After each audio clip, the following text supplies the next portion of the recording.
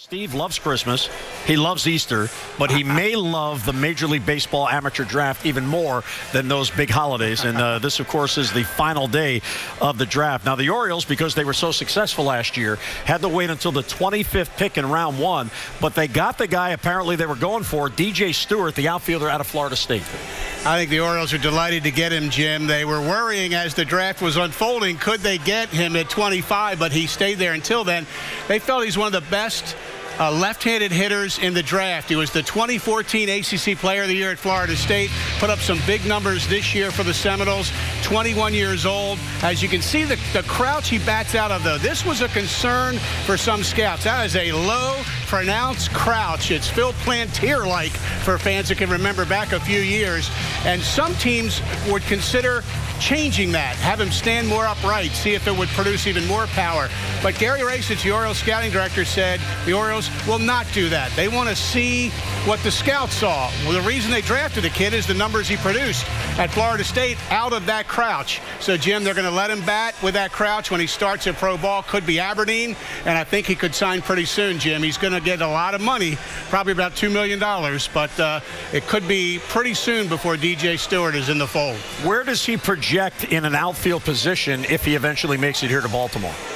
You hear scouts say left field. His throwing arm is not plus. It's okay. It's not great. But some Oriole folks said, we don't know about that. We've seen him left. We think right field possibly. So he's a corner outfielder, probably left field, but the Orioles have not ruled out right field. All right, there are numerous organizations out there that put out mock drafts, and we see players slip all the time off those boards. Now, that doesn't mean they're necessarily right, but the players do slip. But signability, especially with high school players, is always an issue.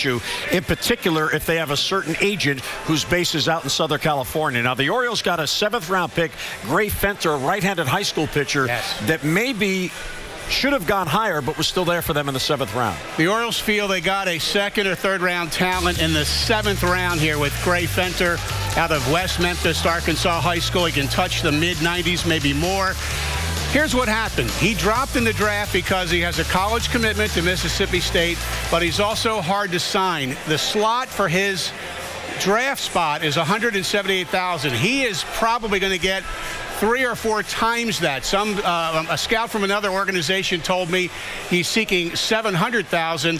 A scout from a 3rd organization said it may be north of that. So, but the Orioles knew a lot of that before they drafted him. They do the background, and they kind of know what the kids want before they pick them. So, Jim, under the new rules, they can have some players they signed under slot, which would provide more money to get Gray Fenter, a high school arm they really like. All right, so he's a 7th-round pick, and there's a former 8th-round pick that is making himself known right now in the Orioles system, and that's Trey Mancini out of Notre Dame. And isn't it interesting how when the prospects begins to hit, we begin to notice them from down below? Trey Mancini's on a tear.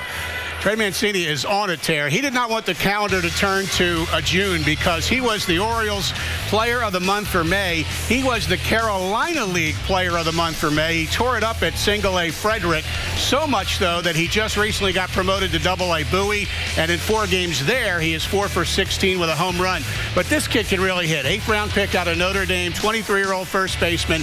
He has hit 300 at Aberdeen. He has hit 300 at Delmarva. He has hit 300 at Frederick. So now they got to see, can he hit well at Bowie? And you look, Jim, Christian Walker at Norfolk, a first baseman they like. Trey Mancini now at Double-A Bowie, an up-and-coming prospect they like. So some first basemen to look at the higher levels. Yeah, and if you look forward to next year, we all know there are 10 free agents on this team. Very unlikely all 10 come back. One of them happens to play first base. So it's not bad not only having a couple of guys as prospects, but both college players that should be able to make the transition a tad easier. Yeah, and Mancini, like we said, he's hit everywhere he's gone. Good gap-to-gap power. He's not a big home run bat. His hit tool is better for average than power right now. His defense is getting better. He's not by no means a top 10 prospect or a top 100 right now, but you got to give the kid credit. He's hitting everywhere they sent him, so now you send him up another level to Bowie, see if he can keep it going, see if he can play his way later to Norfolk and maybe even Baltimore. All right, now that Delmarva bullpen, the back end, last year they had John Keller and Jimmy Yacobonis. They got got promoted to Frederick. And all of a sudden, here's Donnie Hart, a 27th round draft pick. What I like about him is he's lefty out of Texas State. And all of a sudden now he's emerging as a force in a bullpen. He is. He was the Orioles pitcher of the month for May. Left-hander Donnie Hart, as you said, out of Texas State, a 27th round pick. But look at the statistics. 10 for 10 in saves. He has not allowed a run all year for the Delmarva Shorebirds. He is a left-handed sidearm pitcher. Probably tops out at the high 80s. He tries to get hitters out with a breaking ball, and he'll elevate a fastball, much like Darren O'Day does with the Orioles from the sidearm from the right.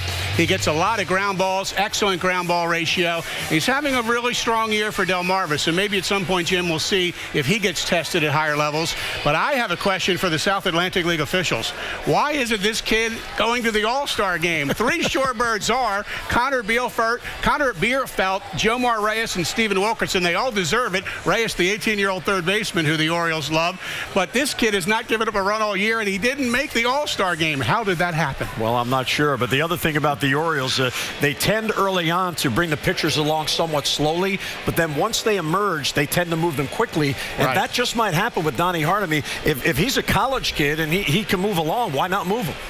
You got to see what he can do. And, I mean, all the time, Jim, we talk a lot about the top prospects, the kids who have name recognition, the kids who got big signing bonuses. And that's fine, and those kids deserve the coverage they get. But sometimes a kid like Donnie Hart doesn't get the coverage he deserves.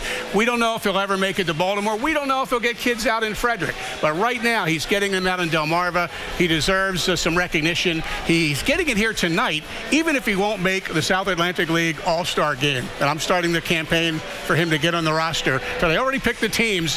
How can you not pick a kid who leads the league in saves? All right, what are you going to do tomorrow? The draft ends tonight. Cry. Steve Melewski, MASNsports.com.